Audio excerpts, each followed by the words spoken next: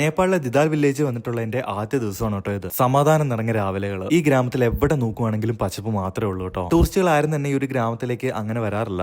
നമ്മൾ താമസിക്കുന്ന വീടിന്റെ അവിടെ നിന്ന് ലെഫ്റ്റ് നോക്കുവാണെങ്കിൽ കാണുന്നതിന്റെ അന്നപൂർണ്ണ കൊടുമുടിയും അതിന്റെ തൊട്ടടുത്ത് മാച്ചുപുച്ചരയുമാണ്. ഈ ഒരു മലനിരയുടെ താഴ്വരയിലാണ് കേട്ടോ നമ്മുടെ ഈ ഒരു ഗ്രാമം സ്ഥിതി ചെയ്യുന്നത്. നമ്മൾ ഈ ഒരു ഗ്രാമത്തിൽ നിൽക്കുമ്പോൾ കേൾക്കുന്ന സൗണ്ട് എന്നൊക്കെ വെച്ചാൽ ആടിന്റെയും കിളികളുടെയും കോഴിയുടെയും പശുവിന്റെയും ഒക്കെയാണ് കേട്ടോ. ഈ ഗ്രാമത്തിലെ എല്ലാവരും കർഷകരാണ്. എല്ലാ വീട്ടിലും കന്നുകാലികളും ഉണ്ട്. സമാധാനം അൾട്രാ പ്രോമാക്സ്. അങ്ങനെ സന്ധ്യയൊക്കെ ആയപ്പോഴത്തേനും ഞാൻ സുഭാഷും ഗ്രാമവും നടന്നു കാണാനായിട്ട് ഇറങ്ങി. വേണ്ട ഈ ഒരു രീതിയിലാണ് കേട്ടോ നേപ്പാളിലെ കർഷക കുടുംബങ്ങളുള്ളത്. വീടിനോട് ചേർന്ന് തന്നെ പശുത്തൊഴുത്തും ആടും, വീടിനോട് ചേർന്ന് തന്നെ അവർക്കുള്ള പറമ്പിൽ അപ്പോഴത്തെ കാലാവസ്ഥയ്ക്ക് ചേർന്ന രീതിയിലുള്ള കൃഷിയും കാര്യങ്ങളൊക്കെ അവർ ചെയ്യുന്നുണ്ട്. നമ്മുടെ വീടിന് താഴെ കാണുന്ന ഈ തട്ടുകളായിട്ടുള്ള തിരിച്ച് കൃഷിയിടത്തിൽ ഇപ്പോൾ ഒരു ടൈപ്പ് വൈൽഡ് ഓട്സ് ആണ് കേട്ടോ കൃഷി ചെയ്യുന്നത്. ഇതെല്ലാം കന്നുകാലികൾക്ക് വേണ്ടിയിട്ടാണ്. ഈ പറമ്പിൽ കൂടെ ഒക്കെ നമ്മൾ ഇങ്ങനെ ചുമ്മാ നടക്കുവാണെങ്കിലും വേണ്ട ഇതേപോലെ നമുക്ക് എന്തെങ്കിലുമൊക്കെ തിന്നാൻ കിട്ടും. നല്ല ഹിമാലയൻ കാട്ടുപഴങ്ങൾ. ഈ ചെടിക്കകത്ത് തിന്നാൻ മാത്രം പഴമൊന്നുമില്ല കേട്ടോ. നമ്മുടെ വീട്ടിൽ ഈ ഒരു കിടാവിന്റെ കാര്യമാണ് കേട്ടോ ഏറ്റവും വലിയ കഷ്ണം. ലിറ്റർ കണക്കിന് പാൽ അതിന്റെ അമ്മയുടെ അകിടിനകത്തുണ്ടെങ്കിലും ഒരു തുള്ളി പോലും കുടിക്കാതിരിക്കാനായിട്ട് വേണ്ട കൊട്ട കൊണ്ട് അതിന്റെ വാ മൂടി വെച്ചേക്കുവാണ്.